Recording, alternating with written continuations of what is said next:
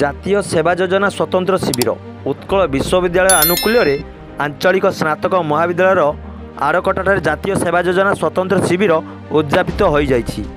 ମହାବିଦ୍ୟାଳୟର ଅଧ୍ୟକ୍ଷ ସଞ୍ଜୟ କୁମାର ପଣ୍ଡାଙ୍କ ଅଧ୍ୟକ୍ଷତାରେ ଆୟୋଜିତ ସଭାରେ ଅତିଥି ଭାବେ ଅବସରପ୍ରାପ୍ତ ଅଧ୍ୟକ୍ଷ ଗୋପୀନାଥ ସାହୁ, ନୟାଗଡ଼ ଜିଲ୍ଲା ଜାତୀୟ ସେବା ଯୋଜନାର ସଂଯୋଗ ଚିତ୍ତରଞ୍ଜନ ଦାସ, ଅଧ୍ୟାପିକା ପ୍ରଜ୍ଞା ପରମିତା ରଥ, ଅଧ୍ୟାପିକା ତୃତୀମୟୀ ଦାସ, ଅଧ୍ୟାପକ ସନ୍ତୋଷ କୁମାର ସାହୁ ପ୍ରମୁଖ ମଞ୍ଚାସୀନ ଥିଲେ।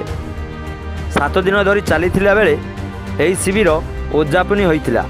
ଛାତ୍ରଛାତ୍ରୀମାନେ 7 ଦିନ ଧରି ବୃକ୍ଷରୋପଣ କରିବା, ପରିବେଶ ପରିଷ୍କାର କରିବା, ସଚେତନ ବାର୍ତ୍ତା ପ୍ରଦାନ କରିବା, ଗାଁରେ ପଡ଼ି ରହିଥିବା ଅଳିଆ ଆବର୍ଜନାକୁ ସଫା କରିବା, ଟ୍ରାଫିକ୍ ସଚେତନତା ସୃଷ୍ଟି କରିବା ସହିତ ହେଲମେଟ୍ ପିନ୍ଧିବା, ଗାଡ଼ି ଚଲାଇଲା ବେଳେ ଫୋନ୍ ବ୍ୟବହାର ନ କରିବା, ଯୋଗ କରିବା, ଆଧ୍ୟାତ୍ମିକ ସଭା ଆଦି ବିଭିନ୍ନ କାର୍ଯ୍ୟକ୍ରମର କରି ପ୍ରଶଂସାର ପାତ୍ର ପାଲଟିଥିଲେ। ନିଜ ନିଜର ଅଭିଜ୍ଞତା ପ୍ରକାଶ କରିଥିଲେ। ବିଶେଷ କରି ଛାତ୍ରୀମାନେ ଘରକୁ ଯାଇ ନ ପାରି ଏହି ଶିବିରରେ ଉପସ୍ଥିତ ରହି ଜହ୍ନି ଓଷା ପୂଜା କରିଥିଲେ। ଛାତ୍ରଛାତ୍ରୀମାନଙ୍କ ମଧ୍ୟରେ ବିଭିନ୍ନ ସାଂସ୍କୃତିକ କାର୍ଯ୍ୟକ୍ରମ ଅନୁଷ୍ଠିତ ହୋଇଥିଲା।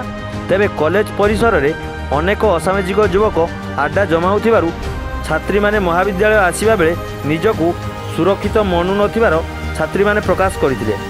ଗଣିଆ ପୋଲିସ ଏଥିପ୍ରତି ସ୍ୱତନ୍ତ୍ର ଦୃଷ୍ଟି ଦେବାକୁ ଅଧ୍ୟାପକଙ୍କୁ ଅନୁରୋଧ କରିଥିଲେ। ସେବାକୁ ଜୀବନର ବ୍ରତ ଭାବରେ ଗ୍ରହଣ କରିବାକୁ ଛାତ୍ରଛାତ୍ରୀମାନେ ଚେଷ୍ଟା କରିବା ଆବଶ୍ୟକ ବୋଲି ଅତିଥିମାନେ ମନ୍ତବ୍ୟକ୍ତ କରିଥିଲେ। 7 ଦିନ ଧରି ଏହି ଶିବିରକୁ ଶାନ୍ତି ଶୃଙ୍ଖଳାରେ ସମାପ୍ତ କରିଥିବାରୁ ପ୍ରୋଗ୍ରାମ ଅଧିକାରୀଙ୍କୁ ଅଧ୍ୟକ୍ଷ କୃତଜ୍ଞତା ଜ୍ଞାପନ କରିଥିଲେ। ବିଭିନ୍ନ ପ୍ରତିଯୋଗିତା କରାଯାଇ ଶିବିରାର୍ଥୀମାନଙ୍କୁ ମାନପତ୍ର ସହିତ ଟ୍ରଫି ପ୍ରଦାନ କରାଯାଇଥିଲା। ବ୍ୟୁରୋ ଚିଫ୍ ଜ୍ଞାନୀ ପ୍ରକାଶ ସେନାପତିଙ୍କ ରିପୋର୍ଟ, ଗୀତାଞ୍ଜଳି ନ୍ୟୁଜ୍।